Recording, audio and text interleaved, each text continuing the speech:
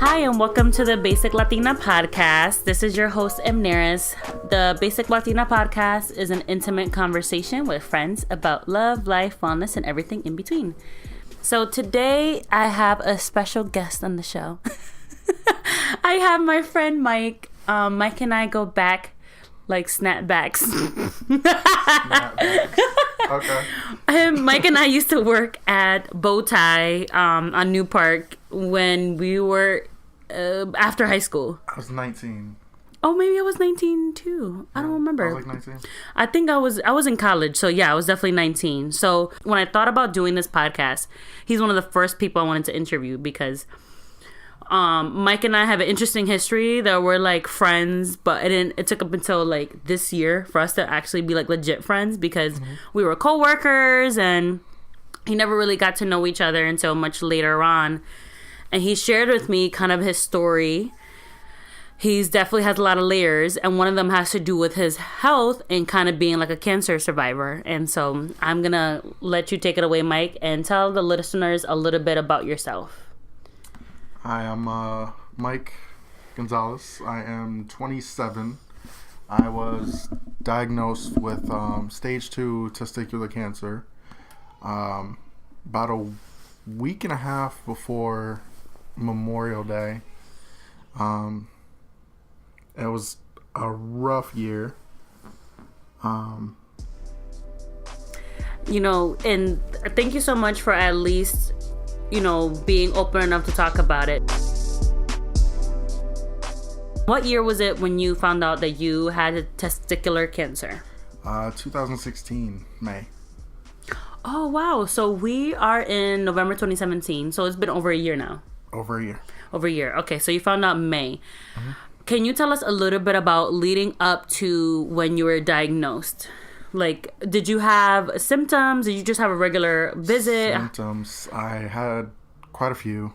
I was always like constantly sick. I had a small growth on my right testicle. Mm-hmm. It's weird saying that out loud. It's okay.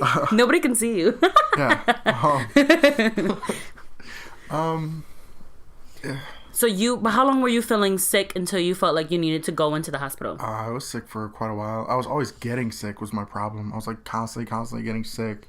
Because isn't having cancer or having something related in that kind of realm, doesn't it attack your immune system? So yes. You're like sicker more often? Absolutely. So if this was in May, would you say that all of spring of 2016 you were sick? I was sick for a good most of 2016? Almost a year before that, actually. And I never got it checked out. But sick as in, how would you describe it? Like vomiting, headaches, regular like flu-like symptoms? Yes, absolutely. Vomiting was like number one. It happened a lot. I thought it was like my diet, so I changed up my diet. Mm-hmm. I stopped eating like meat. I thought that, like every time I ate like chicken or beef or something like that, I thought I would get sick. Yeah, you thought probably like, oh, well, I'm eating meat, so I'm having like some kind of digestive issue or something like that. Because I had a friend who was a nurse and she's like, oh, maybe it's like, gastrointestinal, you should probably get it checked out. Mm-hmm. And I constantly put it off. Mm-hmm. Did you go to the doctor yet? No, I'm gonna handle it later. So one of my biggest things is definitely, if you see something wrong, get it checked out as soon as possible. Don't hold off until the last minute.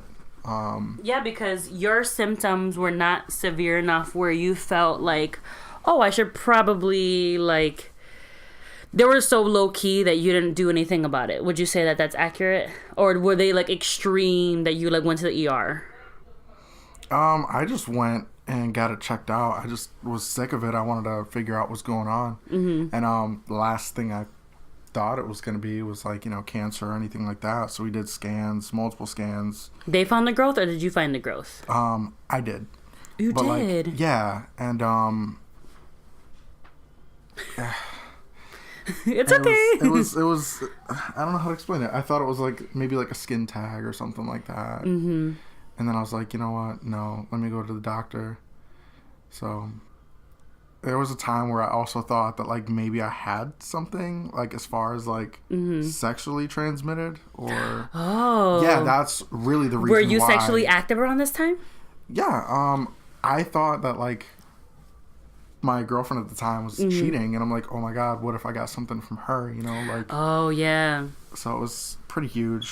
I went in. That's when I really got it checked out. Was like so you waited almost a year. Almost a year to get. Even though you were having flu-like symptoms for the whole year, yep. And even though you thought you had an STD, which is so crazy. I'm gonna have an episode that was where later when I thought. Oh yeah. But it's just so funny because do you go to the doctor regularly? No, at the time I didn't have insurance. Oh, see, that's a whole nother element too. Yep. Because when was the last time you actually got your like yearly visit? Oh, I don't remember. Before that, I don't remember. So like 2014, 2015? Probably, yeah. And you didn't have insurance because of your job? Because my job at the time, yeah. Okay. I was like part-time and stuff like that. And like, I don't know. I thought I was fairly healthy. So I was like, oh, forget insurance. I'm never going to go to the doctors. It's fine. Right. Because you eat healthy and you like work out and you were like, I'm fine. Which I feel like there's so much that our listeners can learn from today's episode just about like insurance and eating healthy and working out and taking care of your health. But I wanted to focus on what was your hesitate? Like, why did it take so long for you to go to the doctor? Was it, I'm going to like, I'm going to go to the ER and it's going to cost a lot of money, or I don't have a primary care physician, or I'm scared of what it might be, or all the above, really. All the above. Every time, I have like a history, like family history of like just horrible things going wrong. So really? I was like, I don't want to know. If it happens, I don't want to know. I don't want to know. So did you have a family history of testicular cancer or any kind of cancer in My grandfather actually had testicular cancer. But you didn't find this out until later on, I'm sure. Or you knew this already? I knew. Oh, you knew? Yeah. It was something I grew up with as a kid. My grandfather going through treatment and stuff. And he was further along. So his treatment was hell. I mean, any treatment is. Well, I definitely want to make sure just that we are being sensitive. So at any point, if you need to take a break, let me know. Okay. So you, at this point, you're sexually active, you're with a partner, you're sick, and you're consulting with people, but it doesn't seem like it's anything too serious. There's no insurance, and there's all these fears. What brings you finally to the hospital? Is being sick of being sick? Yes. Really? Yeah. Were you actively sick at the time, or were you better when you actively sick? I actually passed out. Yeah. Did you lose any weight during that year? I lost a lot of weight. Actually, I can go back to my Instagram videos, and I'm working out and stuff like that. And I thought it was all due to me working out and like running every day, and it was drastic weight gain though. Yeah. Like sick weight gain, and I had no idea. Yeah. So then, when you actually went, did you have anybody go with you? Yeah, I had a good friend of mine from high school go with me. That was undergoing the same thing at the time, which I didn't know that she had cancer at the time. Your friend that was with you had cancer? She had cancer. And she didn't tell you at that time? She did not tell me at the time. Wow. Yep. Do you think that she had an inkling that you might have it based on what you told her and your symptoms? I don't think so. I think it was just there for like support. Like I was scared to go to the doctor. Like she was just there more for support than anything else. I don't think she suspected anything or... I'm just so fascinated because I feel like, people do walks and runs for cancer. And first of all, I don't know anybody that has testicular cancer. And I don't know anybody who's in the movement for testicular cancer and like, wanting to, because it's not taboo. I feel like that's not the right word. Like it's almost shameful. Yeah. To the person that it's happening to, it's kind of like, I don't really want to talk about this, right? And not to make it like not to make it laughable, but I think when you told me, I was like, you got ball cancer? Like I was so like confused because everyone's taken back. They're like, you have ball cancer? Like that's the first thing that comes up. Like the first question is, do you have one? Do you have none? Like do you have both? I'm like, I have both. Yeah. Which it could have gotten removed. Yeah. So I think we have to get better at responding to people when they tell us that, oh, I had cancer, because with breast cancer, you're just like, oh, I'm so sorry. Or like with brain cancer or anything else. No, right. Then people are looking at you and they're imagining you with one ball, and that's awkward. Right. You just feel like people are just undressing you with their eyes at the moment. Right. So, it's terrible. So at this point, when you go to the doctor, you think, oh my God, I have some kind of growth. It could be the big C or STD. I was leaning more towards the STD at the time. Yeah. Did you Google? Because WebMD would have told you if you got cancer. WebMD told me everything. Like, you're going to die? Don't WebMD. Don't WebMD. Please don't WebMD. Just go to a doctor. Don't WebMD. Like, it'll scare you enough to not go to a doctor, because they're like, oh, we have to cut this off. We got to, this will lead to an amputated foot. Like, just so many different things, Because me, I'm just like, they say, oh, you have this. And you're like, oh, I think I have that. Or, you think you have this or think you have that. Like, So then how was it, or what happened when you finally found out? Like, how was that experience? What am I going to tell my mom? Was the biggest thing. Like, my mom's huge, like, a worrywart. Like, it's so bad. She's, 5 foot tall Hispanic woman. Very emotional. Did you know that day when you walked out of the doctor's office that you had it? No. Or there were tests and stuff? There was tests. There was a lot of follow-up that had to go through with that. A lot of scans, blood work, everything. How long did it take for you to get diagnosed? About a week. Okay. With everything together, like, okay, this is exactly what it is. We're going to drop, like, this whole care plan. This is what we're going to do.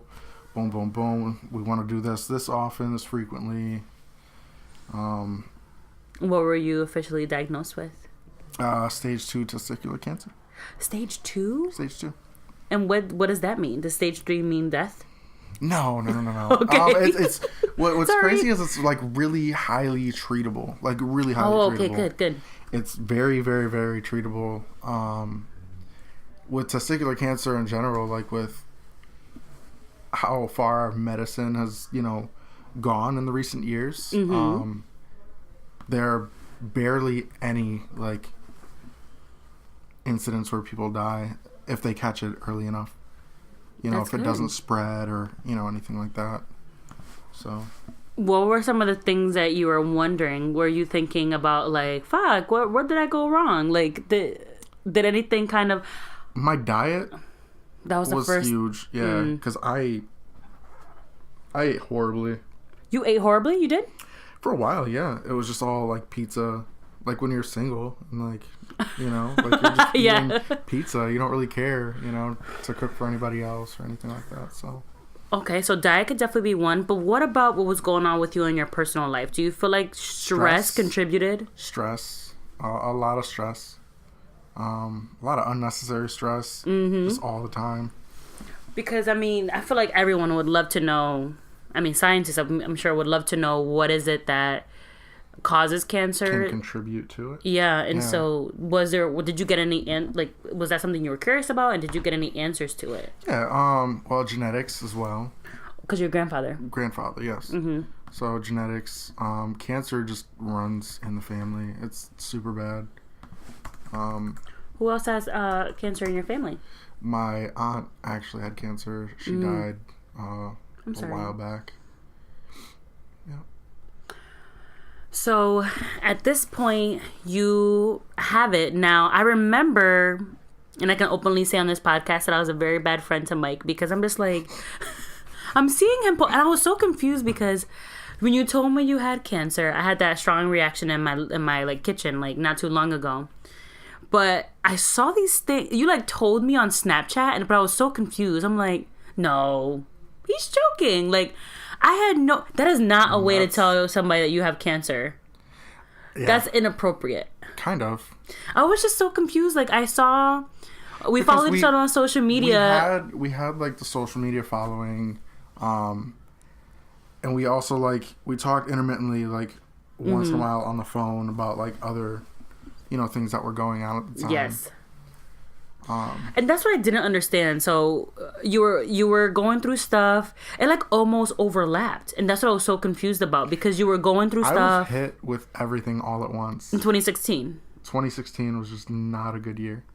And that's where, and I can honestly say, looking back, because you know how you're like always have clarity after the situation. You were reaching out to me, but I could not be there for you because my dad was sick and was dying. So it was like one of those things where like I wanted to be there for you, but since you and I had never established, and we were talking about this before we started this recording, since you and I had never established like a friendship, like, oh, you my nigga, like I got you. Like it was weird that I knew you wanted to talk to me.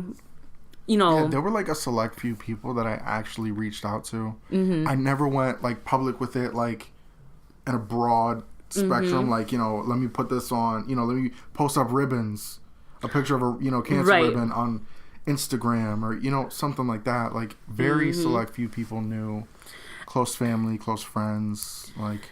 And it was definitely hard. And I want us to talk about how is it that you can be supportive towards people who have cancer, because I didn't know what to do. I didn't know how to be your friend. You reached out to me about this other situation in your personal life.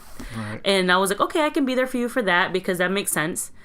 But then you were telling me about cancer, and I'm just like, I don't know. Like, my dad is sick with like ALS, like, and he's dying. Like, I don't have time to like worry about you. Like, I became very selfish, and I wasn't there for you. And I remember we like didn't. 2016, we like talked a little bit, and you were constantly reaching out to me, and I just wasn't there for you because I didn't know what to say. I got deaded a couple times, and I was like, well, you know what? That's cool. That's like, not funny. I'm sorry. I don't mean to laugh. It's whatever. It's what it is. But that's where I was. And I think we could all learn, hopefully from today about what we can do to do better. But then on top of that, you were putting stuff on like social media about your cancer, and that's when I feel like I realized it was real. And then you were telling me stuff about your treatment. I was just always confused. Like I never questioned.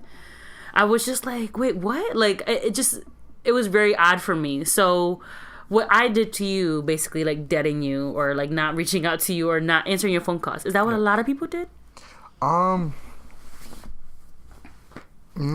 kind of not really. I mean, there were the friends that were there, you know, like they were there. Yeah. I could pick up the phone. One of my friends actually on Memorial Day, right before I found out, he was actually going on vacation, and like I had taken like a whole week off. I'm like, this is too much. Yeah. I can't do this. So I took a week off. He actually brought me to Wildwood, New Jersey for Memorial Day weekend, and I'm not gonna lie, I partied because I didn't know what to do. I didn't know how to react. And at this point, were you single, or were you still going through what you were going through? I was going through what I was going through. Okay. I was single, yeah. Oh, you were single, okay. Yeah. So that was active, all that stuff. So then, do you feel like you had people that you could talk to during this time? You had your mom. I felt like I could talk to my friends more than I could my family. Because my family is just like, like, oh my goodness, I don't know what to do, or the same reaction that I had. That they're like, I don't know what to say to you. Well, no, it's more like they're like, oh, bendito, like, I don't like that. I don't like that kind of attention. I'd rather be like, yo, you know what? I just found out I have this. Let me go do something, to get my mind off of that. That's why I reached out to my friends more than I did to my family. Because I didn't want to, constantly. I don't even know how to explain it. I think that in the Hispanic culture, we're so bad when it comes to like health, mental health, physical health. Yeah. When somebody has cancer, or like, it seems like somebody always has cancer or diabetes or something. So when it hits, like someone in our family has had some kind of like issue and stuff like that, we don't know how to handle it because we think we're gonna say the wrong thing. And then when somebody close to us, or maybe someone young, because you were 26 when you found out, was there anything were there things that people said to you throughout the year that helped you? Or what is something that you wish that we could have said that would have helped you now that you're cancer free and Yeah. you're out of the situation, is there things that you're like, man, like, y'all need to do better. Y'all could have helped me out by saying this to me. I really don't have any complaints as far as, like, you know, my friends go. I mean, with you had your own situation going on, you know. Which you did not know about. I had no idea. Yeah. And that's the thing. What I realized in that time was everyone's going through something at some time or another. And, like, not everything can revolve around, you know, you or, you know, just because I'm sick, you know, doesn't mean that person's not going through something or this person doesn't have their own thing going on. That's you know? tough. Because it's like our friends are supposed to, and then it goes back to kind of friendship. It's just like, you didn't know that what was going on with me because I didn't want to be, even though I was a shitty friend at the time, I didn't want to be selfish and be like, A, I'm a shitty friend. B, I don't have time for you because I have my own shit going on. Because if that was the case, Mike, we would never call people. Somebody always got something going on. Like, yeah. And so we have to kind of, I don't know, get in a situation where we are like giving room for people to like vent to us, and also being like thoughtful and telling them like, hey, I want to be here for you, but I got this going on too. So can we also, we could talk about you, but I need to talk too. I felt like a lot that helped me out was like talking other people through their stuff. Like, I've always been like a mediator. You were really like, good at that. Throughout all of my life. So having people, you know, come to me with their stuff, they're like, you know, oh, but I feel bad. Your life is so much more shitty than mine. I'm right. Like, and you're like, get my mind off of this. Yeah, just like get my mind off of it. Like, let me help you with your stuff. Like, I was very involved in like other people's, you know, like lives and helping other people out, you know. Man. So, but I stayed active. Things that got me through it was like, oh yeah, tell me about things. I wasn't in bed all the time. My mom was like, oh, just lay down. Like, no, I kept active. I still Good. like, I ran for as long as I could. You went hiking a lot, didn't you? I went hiking a lot. You ran. I ran up until like the point where like I was going through treatment and I actually felt the treatment. Like, because I know that's when you were struggling the most. Yeah, like sometimes like I throw up like, you know, 3-4 times in an hour. Sometimes I'd, you know, throw up maybe 5 times a day. Like it all depended. You know. Was it rigorous? Yeah, I would have like burst blood vessels like all throughout my face because it was so bad to the point where like I was dry heaving. I wasn't even throwing up because I had thrown everything I had up already. Yeah. By the way, guys, Mike is looking so healthy and looking like such a snack right now. Oh, thank you. Takes one to know one. So he's doing much better. Yeah. But I remember, I recall that you were really skinny when you would post stuff on Snapchat. So did you post things because to build awareness, or was it kind of just like, I feel shitty, like, you know, I don't know. No. I mean, or was there no ill intention around it? There was no ill intention at all. Like, I'm not gonna lie. So, before I'd gotten, you know, into treatment and stuff like that, I was pretty big. I was like, I'm not very tall, but like I was about 220. And that was like my heaviest weight ever. Oh my god, and you're so small. I'm like 5'8", my average. I mean, thanks. That's a lot for someone that height. Yeah. Yes. But I mean, I'm kind of like wider set anyway. That's true. So. Wow. So you went through the vigorous treatment. So you tried to exercise and stay active. What about your diet? What was your diet? My like? diet? Oh, did they put you on a diet, or did you put yourself on a diet? They recommended, but I definitely put myself like on a more strict diet. Like, that's good. Just anything that like my body couldn't break down like as easy. Like I cut out beef. I completely cut out beef. Do you eat beef now? Once in a while. Okay. It depends. Let's see. I still had room for pizza, even though like what's crazy? I love pizza. You know, I couldn't take that out. You know, just throw some vegetables on it. Why right. not? So pizza, they took out beef. Did they say anything about like dairy? Because I feel like that's like a new thing. Everybody's trying to cut out dairy and meat and stuff. Oh, no. Not really. Did they tell you to stay away from anything? Is there anything we should stay away from? I'd just say stay away from like any foods that don't break down as easy. Like beef is like number one. Yeah. Like that. At the time, were you? I know you were still going through your stuff in your other, like, in your love life, I should say. So would you, at this time, were you working? I was working part-time. Okay. Yeah. And you changed jobs, didn't you? Yes, I changed jobs. Okay, I actually, that's what I thought. quit my job to go back to school, and now I'm full-time with phlebotomy. Okay, good. Yeah. That's what I thought. So at the time, you were dealing with being sick, treatment. When you felt good, you would try to be like, quote unquote, normal, right? I tried to live as normal of life as I could. I would constantly, like, be out, but there were days where, like, I'd wake up dreading just being alive, pretty much. It's sad to say, but no, I'm not sucking my teeth. I'm just like, were you? I'm sorry, but were you ever like suicidal? No. Okay. Absolutely not. I had a huge, I had my daughter to think about, so there was, no time for that. Yeah. I'm pretty sure, had things been different, my mind would have been completely elsewhere. So I think being, a parent and everything like that was, number one over everything else, and being there for my kid. So trying to stay active, not being in bed, trying to stay, as healthy as possible, even going through treatment. It was hard, but... It was hard. Yeah. What about the, when did you... Well, no, were you, dating not dating, but were you... If you met girls at that time, would you tell them what you were going through? No. No? Not at first, no. Oh. No. But eventually you would? I didn't really, I never really kept people around long enough to know that. I kind of distanced myself. I distanced myself from a lot of people that, I didn't want knowing anything about. Because there are people who, would give you this whole pity party, and I'm not about that. Right. That's why I stayed active. I always, tried to live as normal as I could.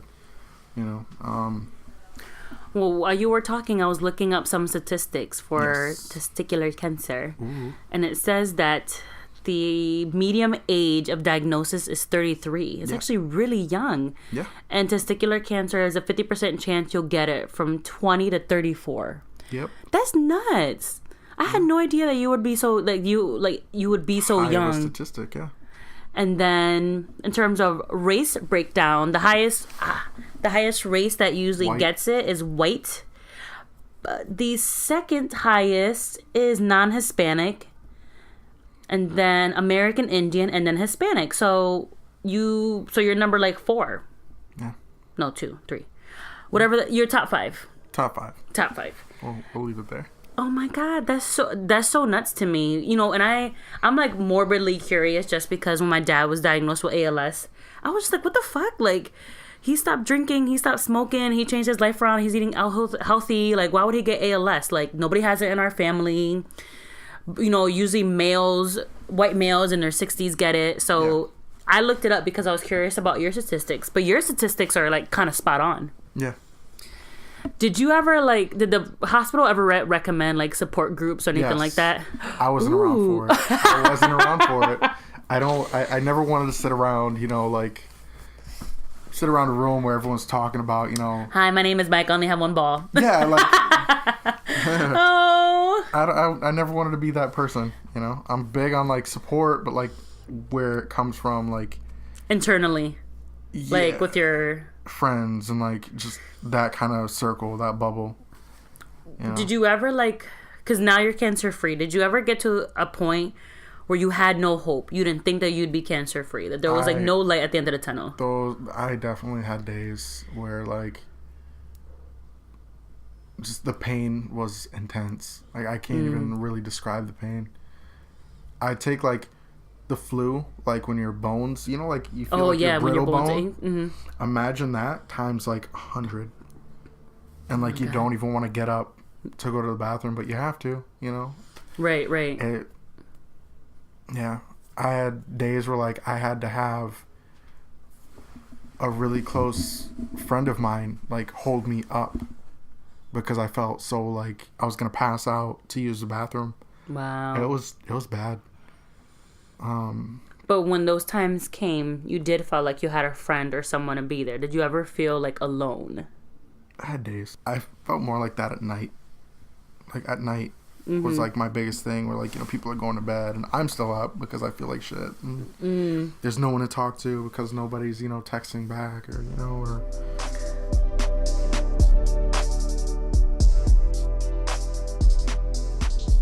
Oh my God, this is just like a heavy episode. How are you feeling?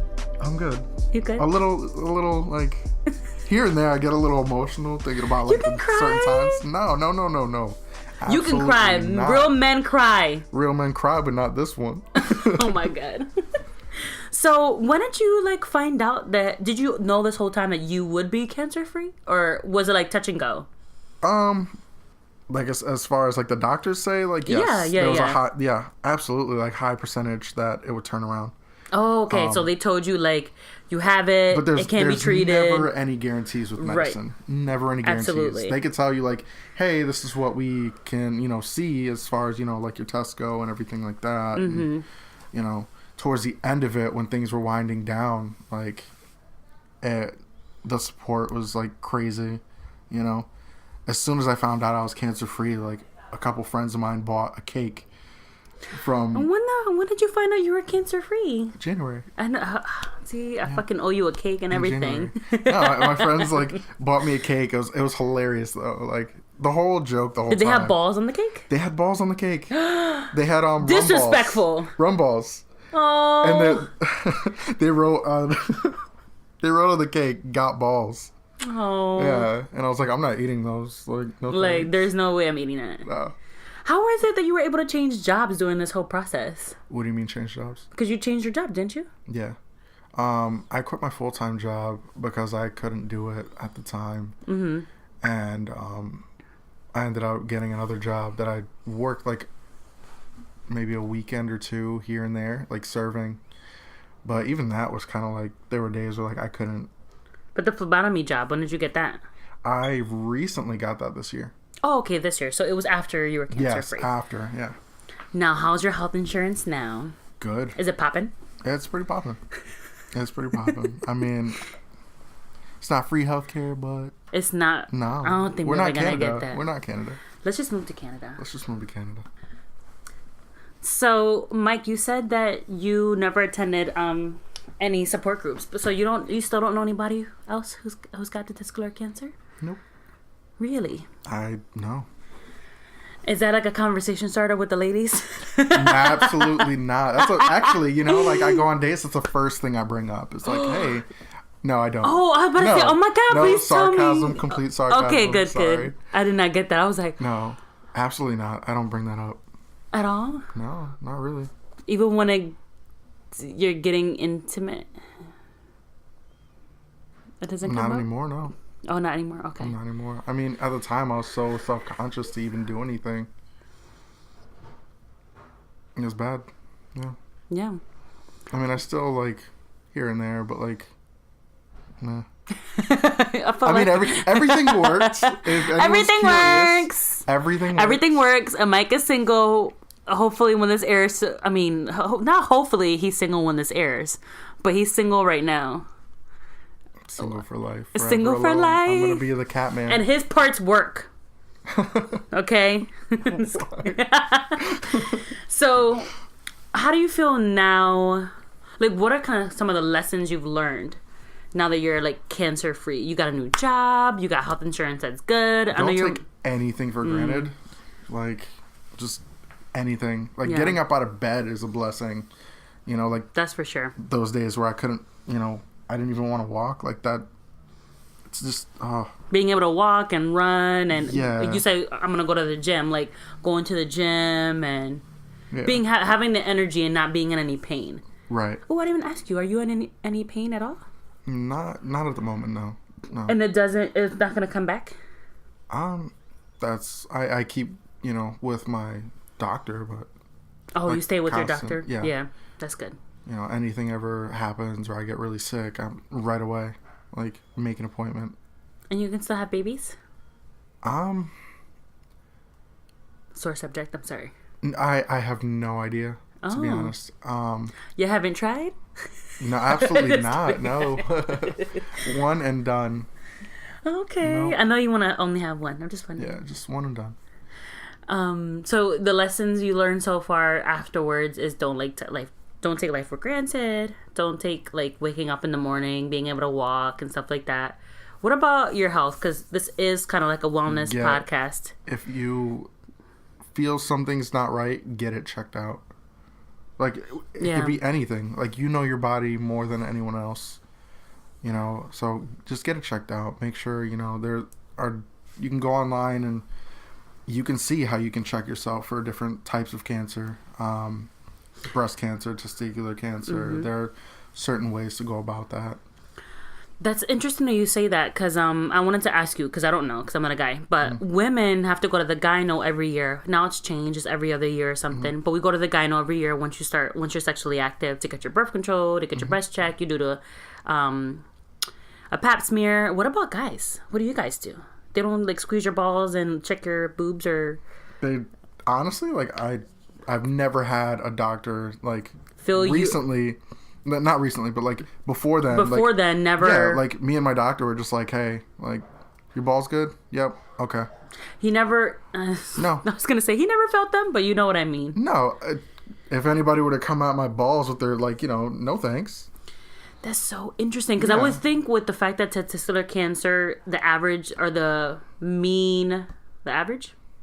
age is 30. The median age, is 32, 33. And you're in your 20s, I would think, just like they do with women with breast cancer, they tell you, like, there's free. I was talking about this with you or somebody else. I'm just like, there's trucks that say, like, free mammogram. Like, there's nothing that says, like, free ball check. Like, I mean, no. That's so. No free ball check. Like, that's just weird. You know, you go to see, a truck that says free ball check. Like, you stay away from that truck. I know we're laughing about this, but it really is an issue that, like, men do not go to the doctor. For anything. Like, it took me, like, to the point where, like, I was, passing out and, like, just not feeling okay to have me go to the doctor and, like, get things checked out. And That's so sad. Because even if you don't feel a lump or you're, you're passing out or you're sick or anything like that, like, Mike never thought, in his mind that he would ever get cancer. No. So he never thought, like, oh, fuck it, I don't got I don't got a health insurance, no big deal. That's huge. Like, now it's huge and something to think about. It doesn't matter how young you are. Like, as soon as you can get health insurance, or, whether it's with your parents or, on your own, get health insurance. We should get life insurance. Yes, as well. Now, but so you aged out when you turned 26. Is that what the issue was? Was that you aged out when you turned 25 or 26? You were when you were in your mom's insurance? No. Or no? I wasn't on my mom's insurance. No. You weren't? No. Oh, okay.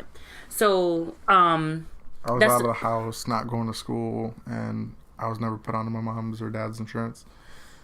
It was always like, you work, you get your own insurance kind of thing. Oh, so. I feel like that's a male Puerto Rican thing. Yeah. Like, it's like, you can take care of yourself. Bye.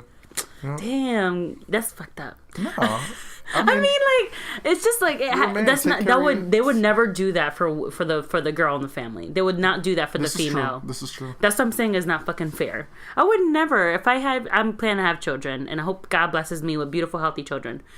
If my son, whatever he goes through, he's gonna be on my health insurance. Like, I'm trying to have a bomb ass job, so my kids are set. I would never push them out, but I guess that's that machismo, like, kind of like, you're a man, you could take care of yourself. You don't need.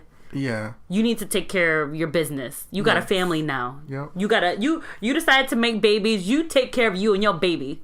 Yeah. No, even before that, it's just like as soon as you graduate high school, it's like, all right, well, what are you gonna do now?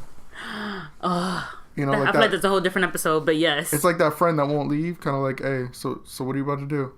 That's how your parents are. As soon as you turn 18, dads are like that. Moms, a whole different story. Yeah. Moms will baby their boys. Like, my mom was like, no, rest, go, when I was sick and, Yeah. Go rest. No, Mom, I got to do something. I'm going to go crazy in this house. I can't. Mm-hmm. How was your dad when you didn't mention him? My stepfather was pretty cool. Okay, cool. He helped me through it a lot. he was also one of those that like I didn't talk to about it because seeing my dad emotional, that's just not good. I don't want to see that. Oh, your dad took it bad too. He cried. He cried. It was his dad that had it, or your mom's? My biological father. Oh, biological father. Okay. Yeah. So, the stepdad cried. Yes, my stepfather cried. Oh, I thought you said your biological father died. Not died. Cried. Oh my God. God sorry. bless him. Oh my God. Wherever God bless you are, him. Where Dad, you I are. hope you're good. I hope you're good. Oh my God. Please, God, look over him. Let's knock on wood for that one. There we go. That's so bad. I am so sorry.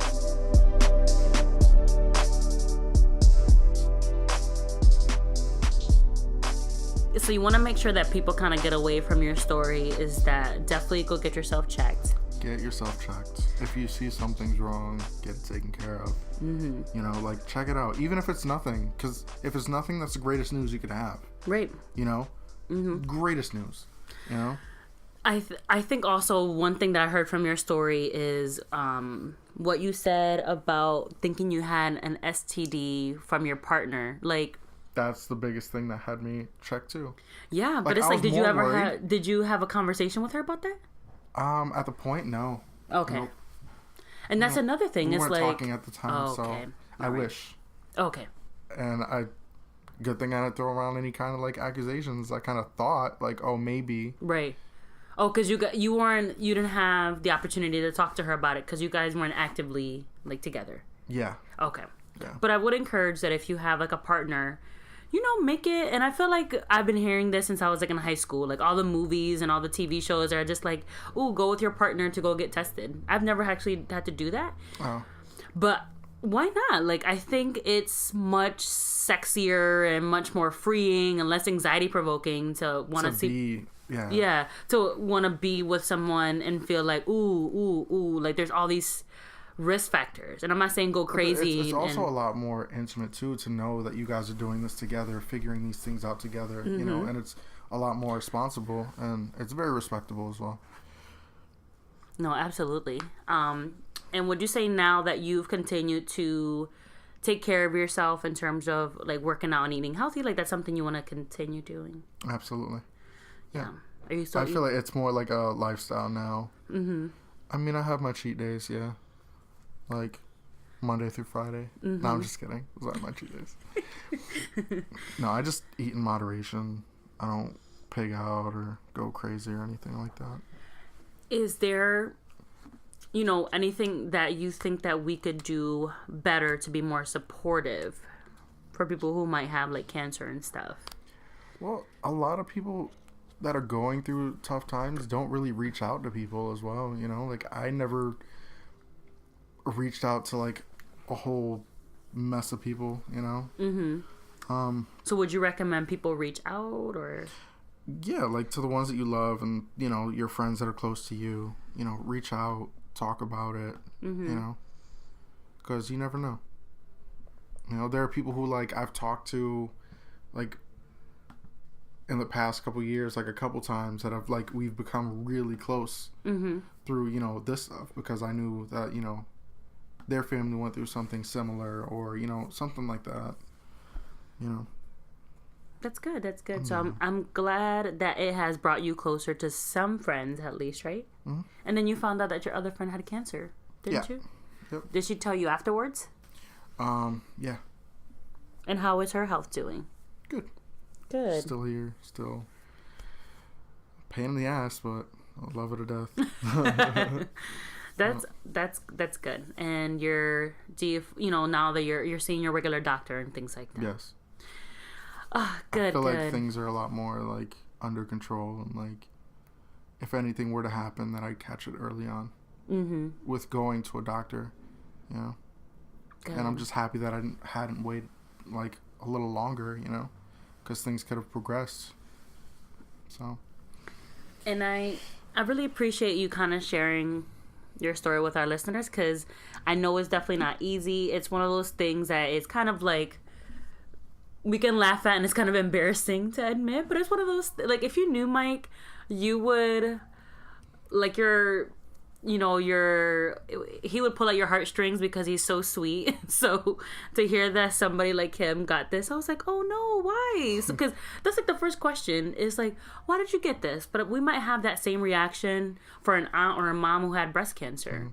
How did you get this? And why did you get this? You know, so I would say, just to summarize what Mike said, you know, make sure that you go get yourself tested. You know, if there's someone in your family that has some kind of gene, there's ways to go to your doctor. It might be expensive to get tested for any kind of cancers and things like that.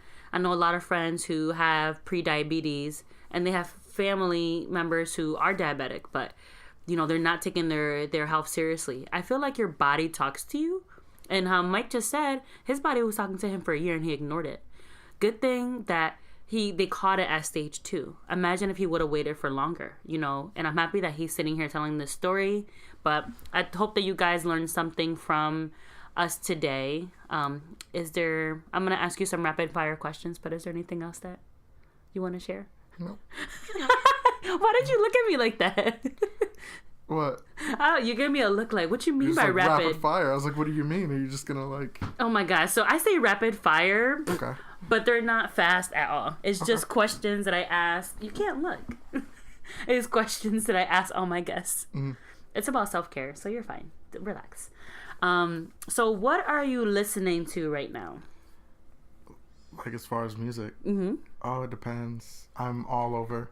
So on your way here to see me, what were you listening to? I was listening to trap music, of course.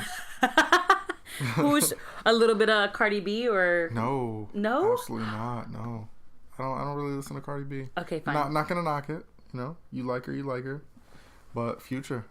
Oh, Future. I was listening to Future. He sounds like he's Future. Underwater. You know what? He sounds like he's underwater, okay. Mike. Don't be lying. Okay.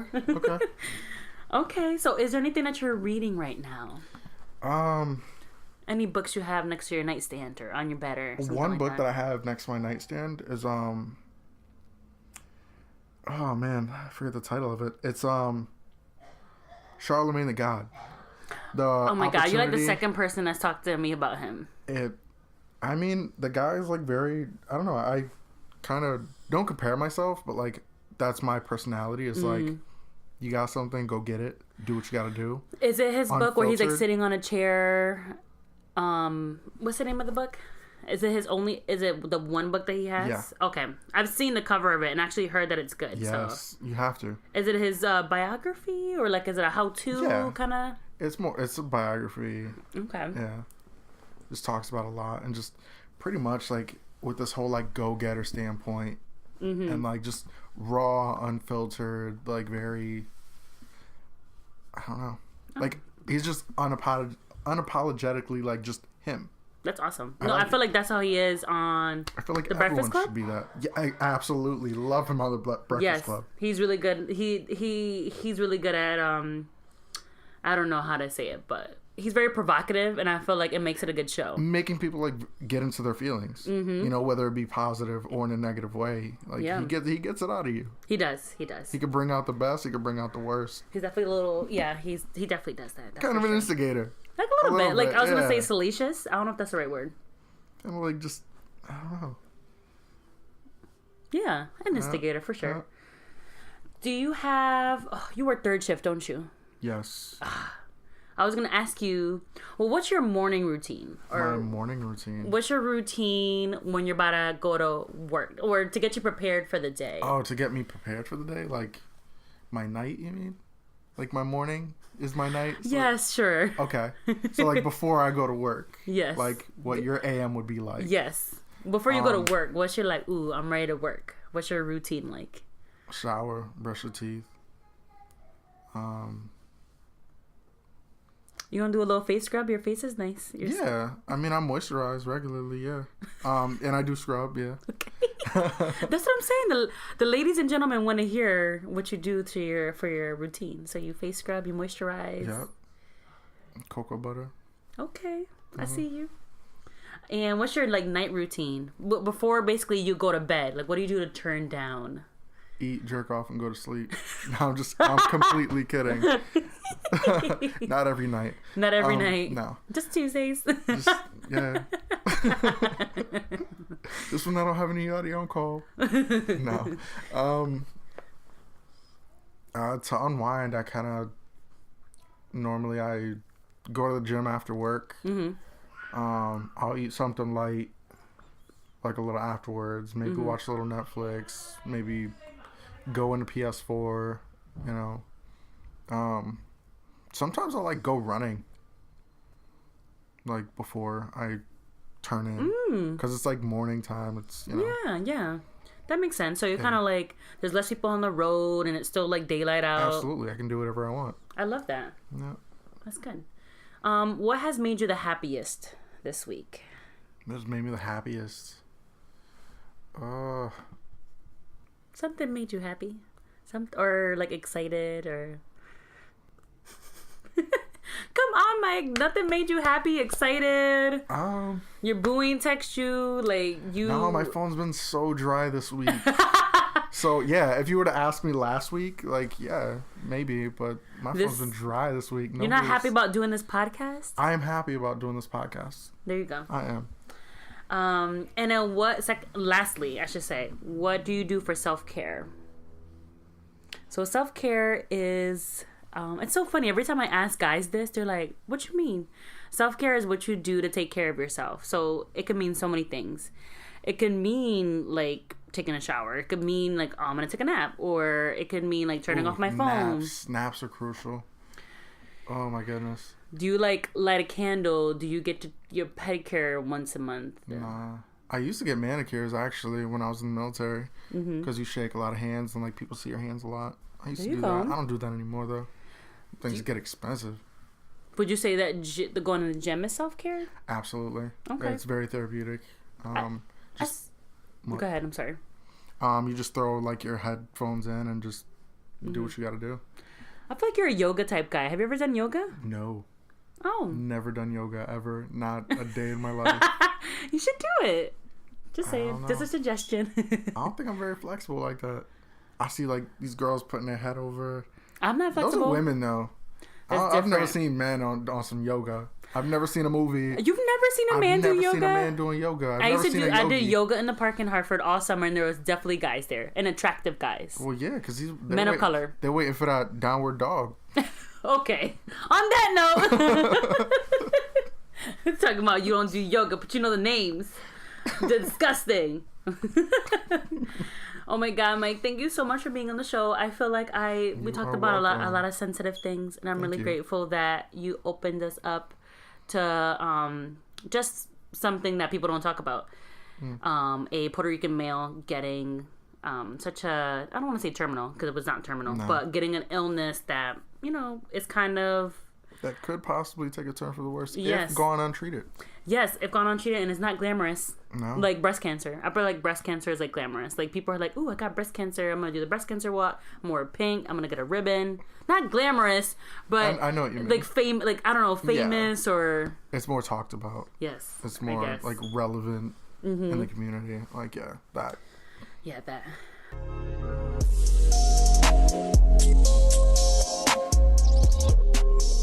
If you guys enjoyed this episode that I recorded with my friend Mike, please make sure to rate, review, and subscribe. We are currently on iTunes and SoundCloud at Basic Latina Podcast. If you rate and review us, we get more visibility, and we know visibility is essential. Also, the Basic Latina Podcast inbox is open, so please email me your comments, questions, and suggestions at basiclatinapodcast@gmail.com. We intend to do a listener letter episode later in the season, so please send me your letters and hopefully a guest and I will be able to answer them on the show. I would like to thank the Pod Squad for making sure that Basic Latina Podcast sounds so good. Editorial oversight is by Gabbie Barnes and music is by Michael Guns. I'll talk to you guys soon. Stay well and take care.